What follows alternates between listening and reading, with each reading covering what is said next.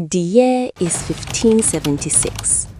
In the ancient Hausa city of Zazzau, in what is now northern Nigeria, a woman is being helped into her armor. She is 8 months pregnant. Her generals say nothing. Her soldiers say nothing. Because everyone in that camp already knows she is not going to watch this battle from behind a wall. She never has. Her name was Amina bint Nikatau, Queen of Zazzau, conqueror of the Hausa states. In her lifetime, she expanded her kingdom by over 1,000 kilometers in every direction. She fought more battles than most generals twice her age, and she never lost a single territory she took. She is, by every military and political measure, the most powerful warrior queen Africa ever produced, and most of the world has never had her name. Today, we fix that. To understand Amina, you need to understand the world she was born into. The Hausa kingdoms of West Africa in the 16th century were not the vulnerable colonized territories that European history books describe. They were sophisticated city-states with professional armies, long-distance trade networks, Islamic scholarship, and complex political hierarchies.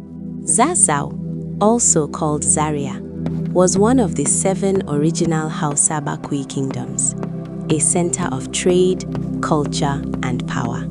Amina was born into the royal family around 1533.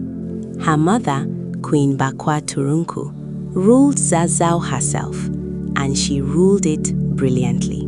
From childhood, Amina refused to follow the path laid out for royal daughters. While her peers learned domestic arts and court diplomacy, she followed her grandfather into the warriors' quarters. She watched battles. She asked questions no girl was supposed to ask. And she was given the answer most talented children in rigid societies receive: silence. But Amina did not need permission. She only needed time. When her mother died, Amina's brother Karama ascended to the throne. Amina became heir apparent, the Magadia. But the title brought conflict, not comfort. There were suitors. There were political marriages arranged. There were men who saw a royal woman and thought leverage. Amina refused every single one. Not because she feared love, but because she understood something that the men around her did not. A queen who belongs to a husband belongs to his family, his politics, his ambitions. A queen who belongs to no one belongs to her kingdom. She was 16 years old when she decided this. When her brother Karama died after 10 years on the throne, power passed to Amina. She had waited 16 years. She spent exactly 3 months being queen before she marched to war. Not because Zazzau was under threat, because Amina had a vision, and it was larger than the walls of any single city.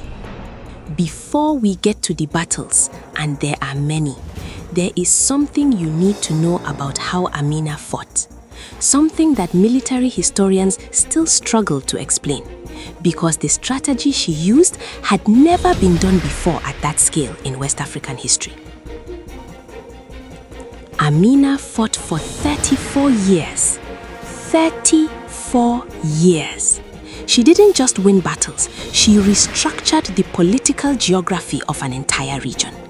Every kingdom she conquered, she did not destroy, she absorbed. She imposed tribute systems, she installed garrisons, she demanded loyalty, not submission. The distinction mattered to her. Her military innovation, the thing historians still study, was the earthwork defense. Wherever Amina camped during a military campaign, she ordered her soldiers to build walls, massive earthen embankments encircling every temporary camp, every conquered town. These became known as Ganuwar Amina, the walls of Amina. Some of them still exist today. The next time someone tells you that African kingdoms left no lasting infrastructure, show them a map of northern Nigeria.